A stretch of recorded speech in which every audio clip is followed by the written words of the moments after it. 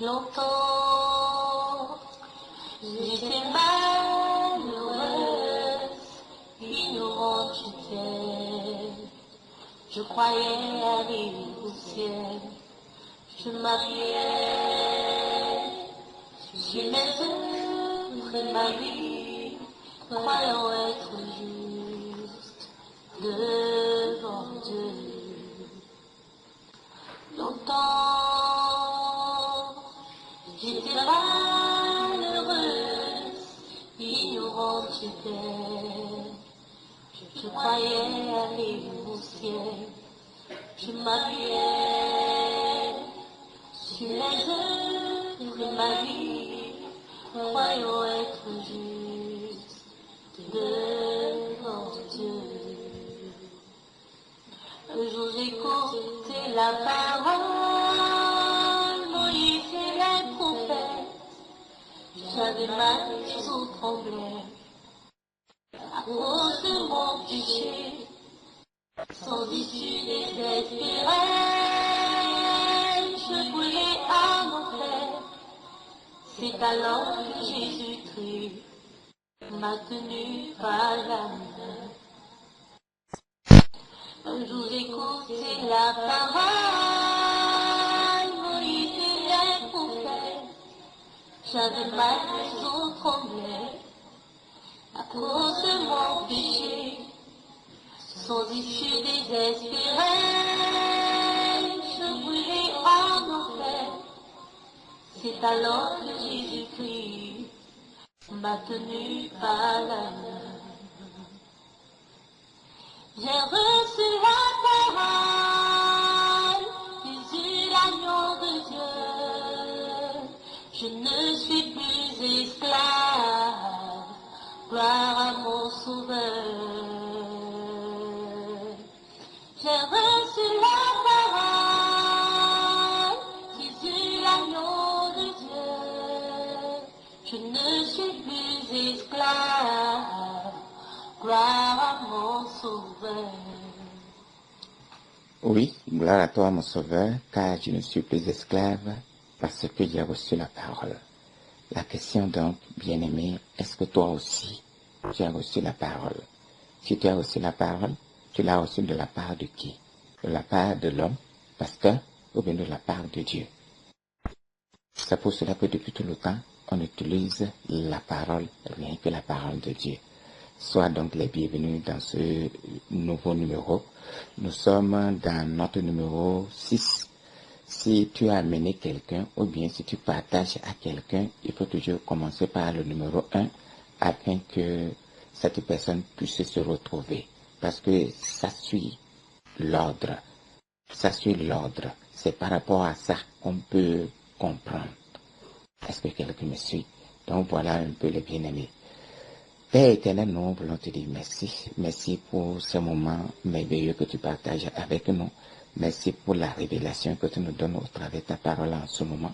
Merci pour les choses qui sont cachées et que tu nous révèles. Merci pour le jour que tu veux faire lever dans la vie de tes serviteurs, dans la vie de tes servantes en ce moment. Merci pour la délivrance, la véritable délivrance que tu es en train de périr, Seigneur, dans la vie de ceux qui écoutent cet enseignement. L'honneur et la gloire te soient donnés, toi et à toi seul, au nom suffisant de Yahushua Mashiach. Amen. Alors les bien-aimés, nous continuons notre enseignement à la connaissance de ce qu'on appelle le salut, le véritable et le vrai. Bien, nous avons compris donc ce qu'on appelle en réalité le baptême. Le baptême, c'est naître d'eau et d'esprit. Comment cela va se faire, nous allons en parler plus tard. Mais pour l'instant, ce que tu as reçu comme baptême, ou alors là où tu es allé, pour que le pasteur fait de toi un enfant de Dieu, toi-même tu es en train de voir que c'est du faux et du vrai faux. Peu importe ce que tu es devenu, peu importe le temps que tu as déjà fait dans le faux, bien-aimé, le temps, la durée, la longueur du temps, la durée, peu importe ce temps, ça ne peut pas transformer le mensonge en vérité. Jamais. Jamais. Amen. Donc, voyez-vous que qu'est-ce que le Seigneur dit de ces hommes de Dieu, ces bishops que nous appelons les dadis, que nous appelons les pères. Qu'est-ce que Dieu dit d'eux? Pourquoi même on les appelle comme ça? On les appelle comme ça parce qu'on espère quelque chose d'eux. On espère les miracles, on espère la prophétie, on espère la guérison, on espère quelque chose de différent auprès d'eux. Puis ceux-là, le Seigneur les a traités d'iniquité. Ceux qui commettent l'iniquité. Il dit, vous qui commettez l'iniquité, je ne vous ai jamais connu. Voilà ce que le Seigneur a dit d'eux. Maintenant, toi, peut-être tu peux commencer par imaginer en disant que, peut-être c'est ceux qui font de faux miracles. Non, ils sont devant Dieu. Ce n'est pas sur la terre ici que ceci se passe. C'est après leur mort. Ils vont vouloir passer pour aller vers le ciel et ils ne vont pas trouver le chemin du ciel. C'est pour cela qu'ils seront en train de raisonner. Là-bas, on ne ment pas. On dit exactement ce qu'il en est. Voyez-vous, ce n'est pas les miracles à acheter. Non. Ce n'est pas les miracles reproduits ou bien les ententes dans les miracles que les gens font dans les couloirs et on vient produire ça. Non. C'est les gens qui ils ont cet esprit-là qui fonctionne en eux et ils pensent réellement que c'est Dieu qui est en train d'œuvrer. C'est faux. Ce n'est pas Dieu. Dieu n'a pas deux routes pour amener chez lui. C'est la voie de la parole. Peu importe la vision que tu as eue, peu importe le rêve que tu as eu, peu importe, et je ne sais pas, tout ce que tu as vécu, tu dois passer par la parole. Si ce n'est pas par la parole, ça ne peut jamais être authentique. Jamais de jamais. Voyez-vous. Donc l'iniquité, le Seigneur traite de cela, l'iniquité. Un jour, je vais vous amener l'enseignement réel sur ce qu'on appelle l'iniquité. L'iniquité, ce n'est pas le comportement que les gens ont au dehors aujourd'hui, que nous sommes en train de reprocher, comme les problèmes d'homosexualité, les problèmes de mal s'habiller des filles aujourd'hui, tout ce que vous puissiez imaginer. Non, c'est un enseignement qu'on appelle l'iniquité, un enseignement qui ne donne pas la vie, un enseignement qui vient de l'homme, un enseignement que les gens ont besoin, qui vient pour le problème que les gens ont.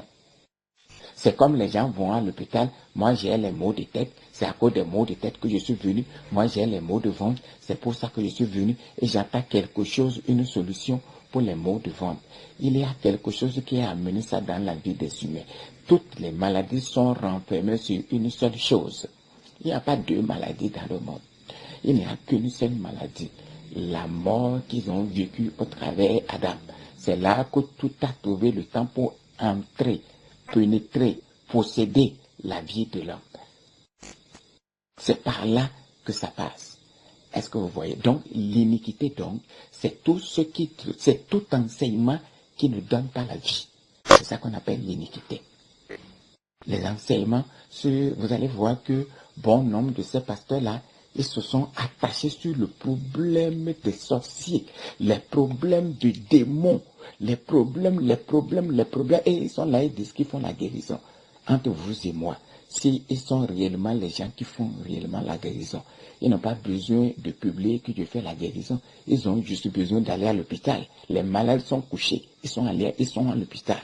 Ils n'ont qu'à aller directement à l'hôpital ou bien ils n'ont qu'à aller directement aux asiles de fous.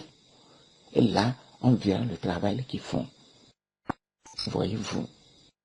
Donc, tout ce qui coordonne ce système-là, Dieu appelle ça l'iniquité.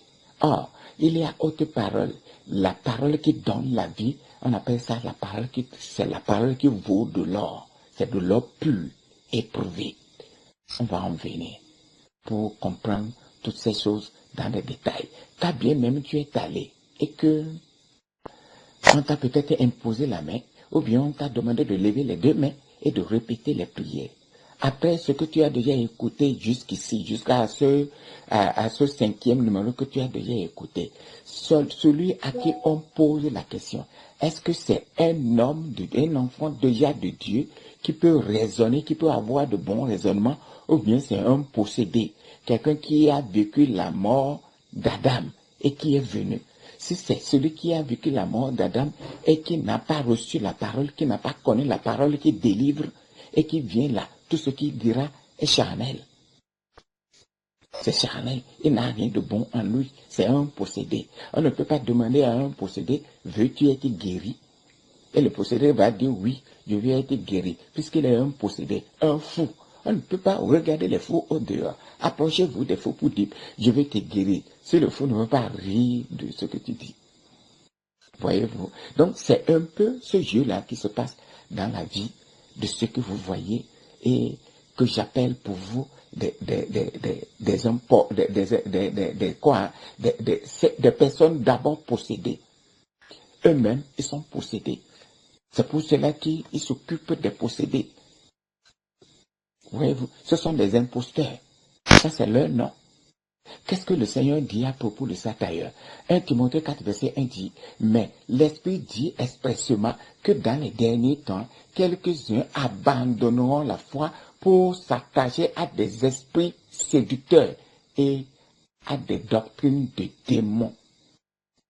Puisque sans l'affaire du démon, ils n'ont rien à enseigner. Rien.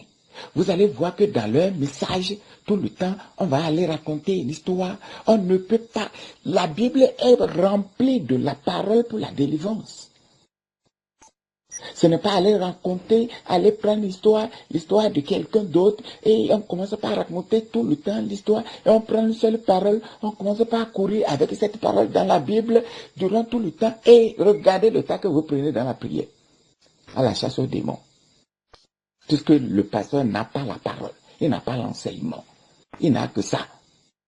Le problème de la vie déjà, non, il faut sauver les âmes, il faut sauver les âmes. Quelle âme est sauvée parmi ceux-là qui vont là-bas? Quelle âme est sauvée? Vous vous rendez compte, quand le Seigneur était sur la terre, Jésus, il a guéri les malades, il a ressuscité les morts, il a fait beaucoup de ces choses-là. Je vous pose donc la question, le Seigneur a ressuscité Lazare, vous êtes au courant, non? Après 4 jours de mort, il a ressuscité Lazare d'entre les morts. Bon, comme il a fait. Où se trouve Lazare aujourd'hui? Après la résurrection que le Seigneur a fait de Lazare, où se trouve Lazare? Lazare est mort, bien-aimé. Cela veut dire que ce que le Seigneur faisait, c'était un enseignement. Il disait quelque chose là-bas. Il y a quelque chose qui se cache dans les délivrances que le Seigneur a fait, que toi tu ne vois pas. Quelque chose est derrière. Avant de parler de ce qui est derrière, parlons donc de comment les pasteurs alors délivrent les gens. Avec quel esprit ils délivrent les gens? Avec l'esprit des sirènes des eaux qu'ils combattent là. C'est avec ces esprits-là qu'ils travaillent. Avec l'esprit des pitons, l'esprit des serpents. C'est avec ça qu'ils travaillent. Ce n'est pas moi qui vous le dis. C'est la parole qui le dit. Acte 16, verset 16. Il dit, comme nous allions, au lieu de la prière, une servante qui avait un esprit de python et qui en devinait procurait un grand profit à ses maîtres, vint au-devant de nous. Ça, c'est Paul qui parle. Paul et son équipe. L'apôtre Paul et son équipe. Voyez-vous, donc, cet esprit divine, cet esprit qui voit ces choses, ce n'est pas des choses interdites. Vous n'avez jamais entendu parler des 7 sceaux du livre d'Apocalypse. Vous comprenez les 4 chevaliers qui sont à l'intérieur. Ça parle de ce problème-là. Je ne peux pas vous parler de ça pour l'instant. Voyez-vous, ça parle de ça. Il y a des choses que le malin se déguise en ange de lumière. Les autres parlent mieux que moi. Les autres, ils ont plus de bonté que moi. C'est pour cela que je vous dis donc, le diable vient avec une bonté, avec une beauté absolue. Réellement. Avec une beauté absolue. Est-ce que vous voyez cela? Cet esprit-là fonctionne, ça marche. Le Seigneur n'a pas permis qu'il ne puisse pas fonctionner. Non, le Seigneur a permis qu'il fonctionne. Parce que regardez, parmi tous les croyants seront divisés en 4 parties. Et c'est une seule partie que Dieu veut. Vous voyez combien de fois c'est restreint. C'est pour cela qu'on parle de la porte étroite. Comme la porte est étroite, le chemin est resserré, les bien-aimés. Le chemin qui mène au Seigneur. Ce n'est pas des choses fatales telles que vous voyez, les églises sont remplies.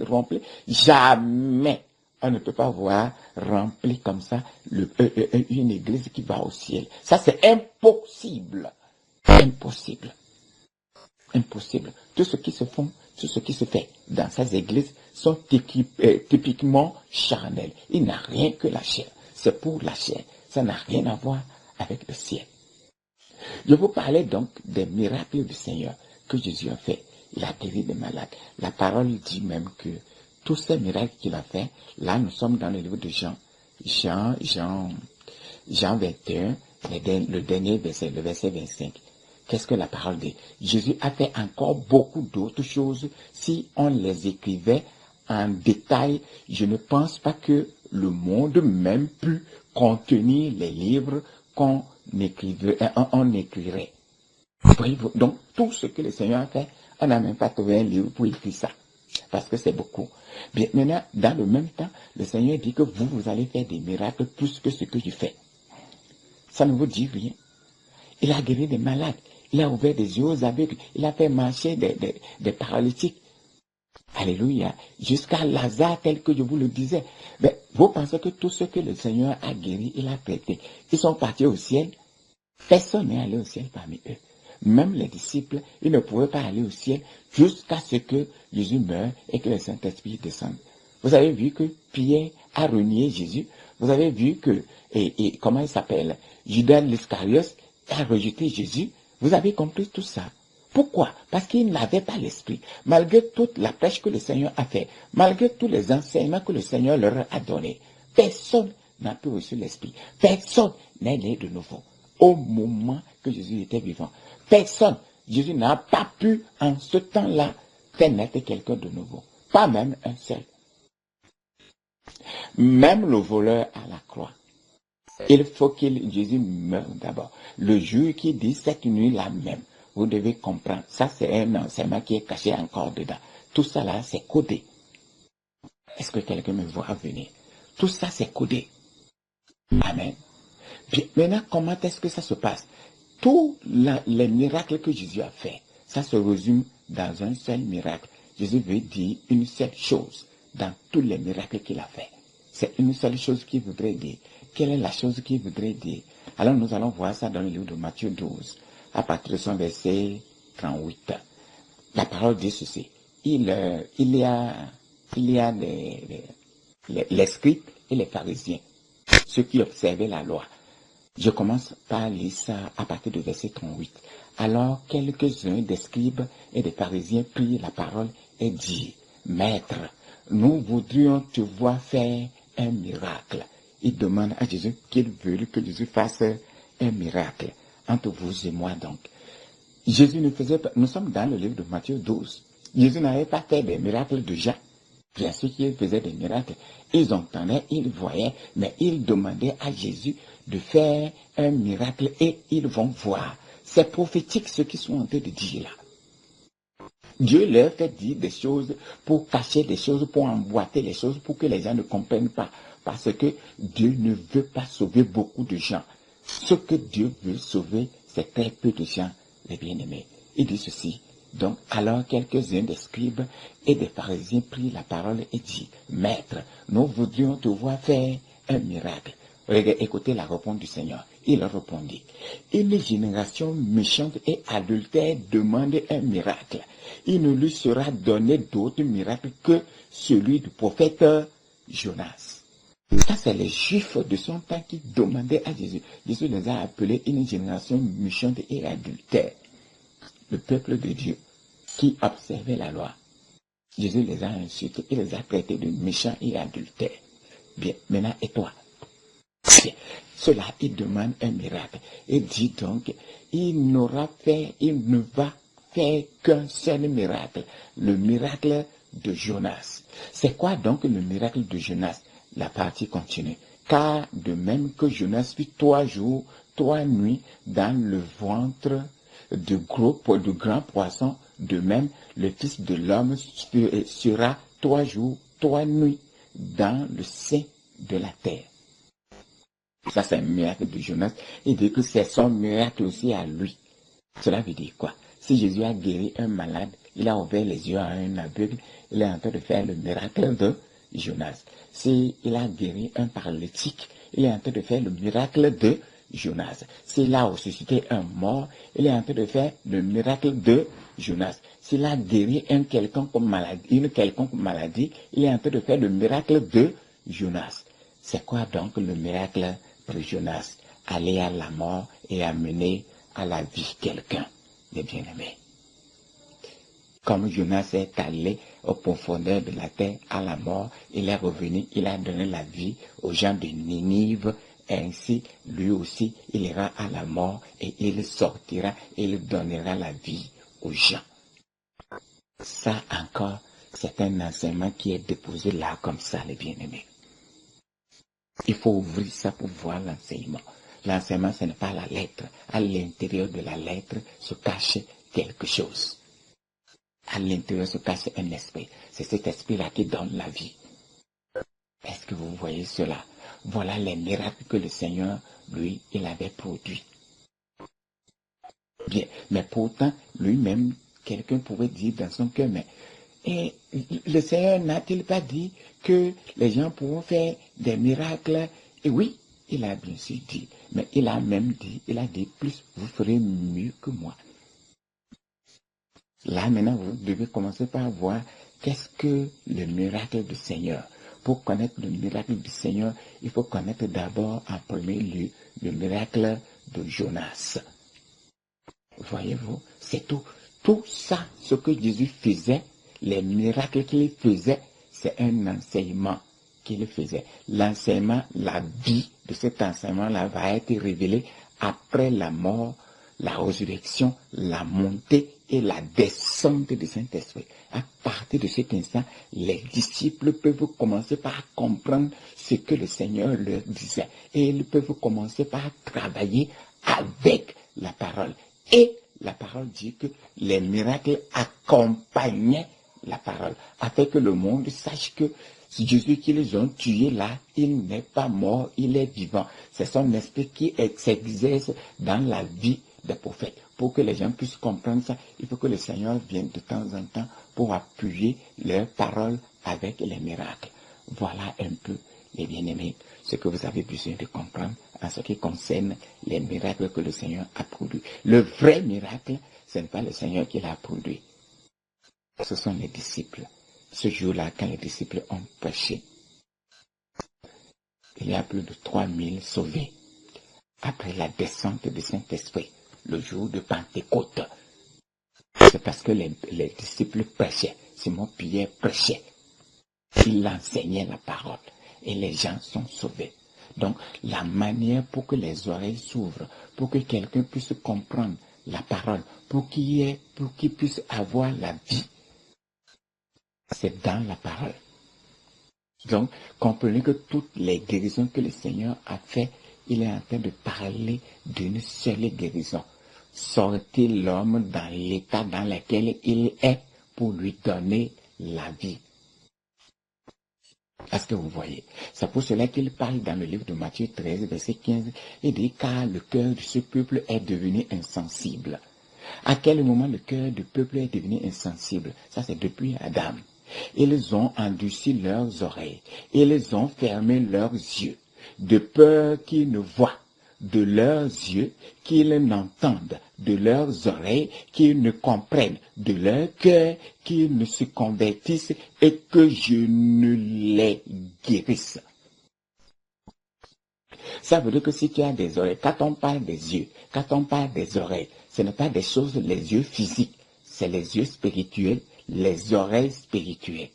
Quand tu es là et tu écoutes la parole avec attention, c'est en ce moment que le Seigneur vient et il te guérit. Ce n'est pas de la maladie, les maux de tête, ou bien la petite maladie de peau que tu as. Non. Le problème de l'homme, la maladie de l'homme, c'est l'homme intérieur. L'homme sans esprit de Dieu. C'est ça la maladie de l'homme, les bien-aimés. Est-ce que quelqu'un peut comprendre ça? Écoute un peu ce que le Seigneur dit à propos des prophètes, les faux prophètes. Il y a le gros bilan, il y a le gros sujet dans le livre de Matthieu 24. Je ne touche pas là-bas. Je reste seulement d'abord avec les prophètes. Je suis dans le livre de Jérémie 14, à partir de son verset 14. Et l'Éternel me dit, c'est le mensonge que prophétisent en mon nom les prophètes.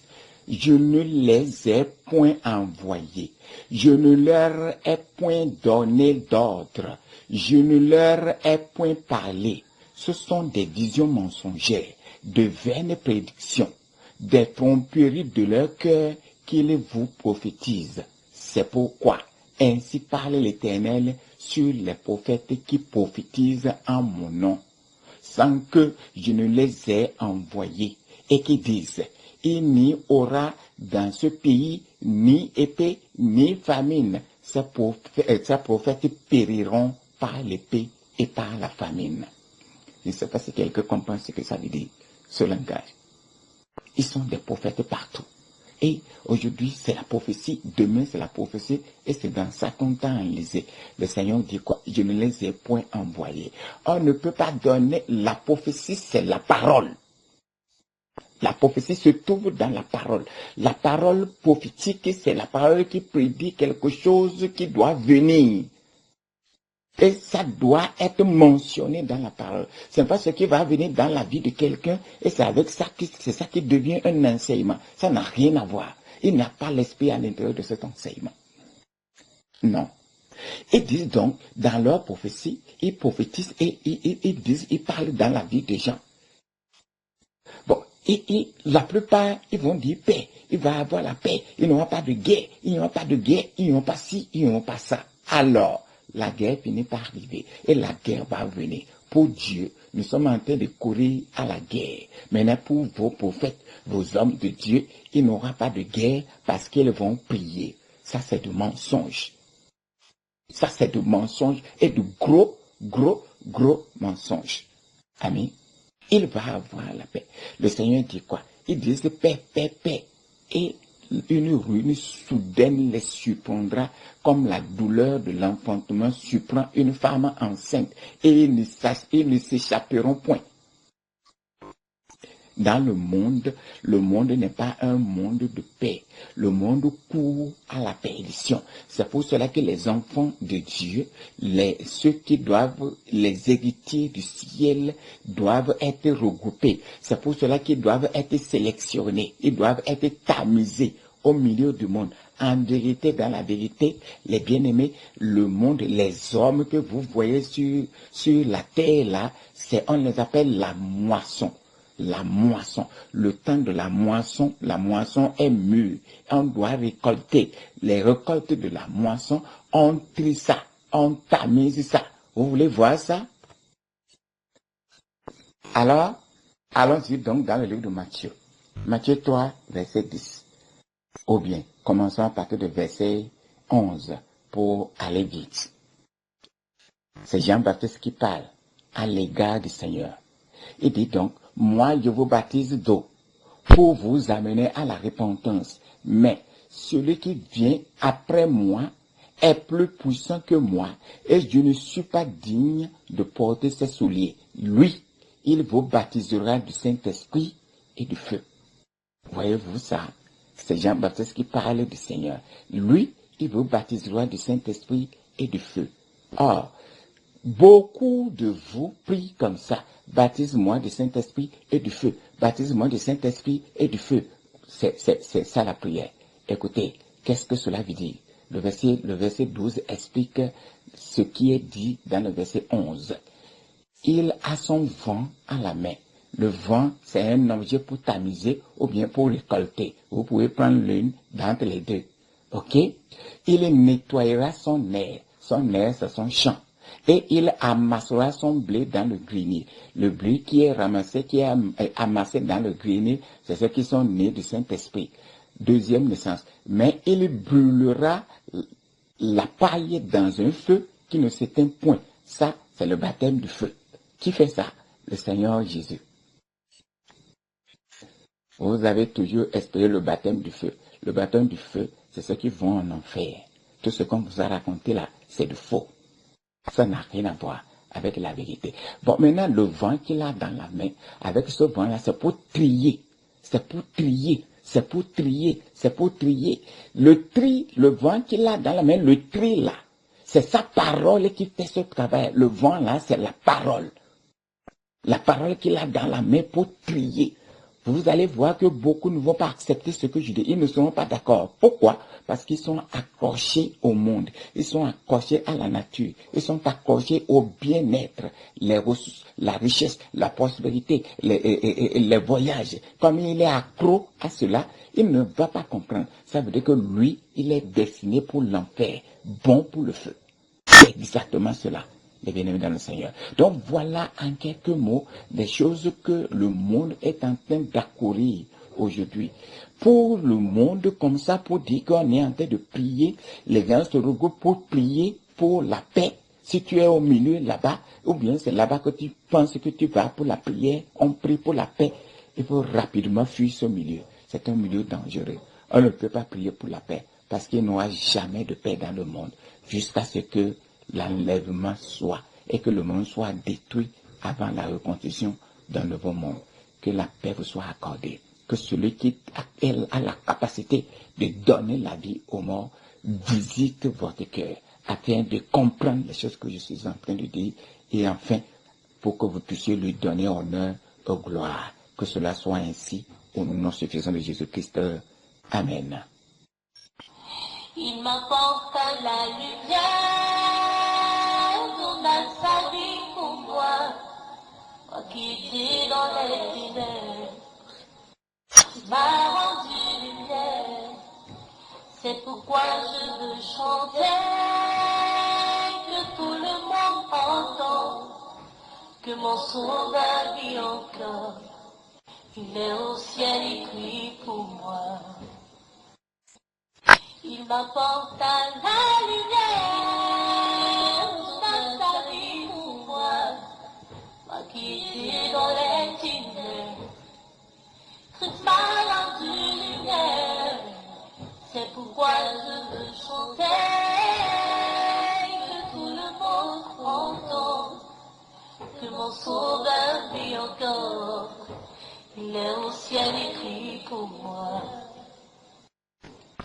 J'ai reçu la parole du agneau de Dieu. Je ne suis plus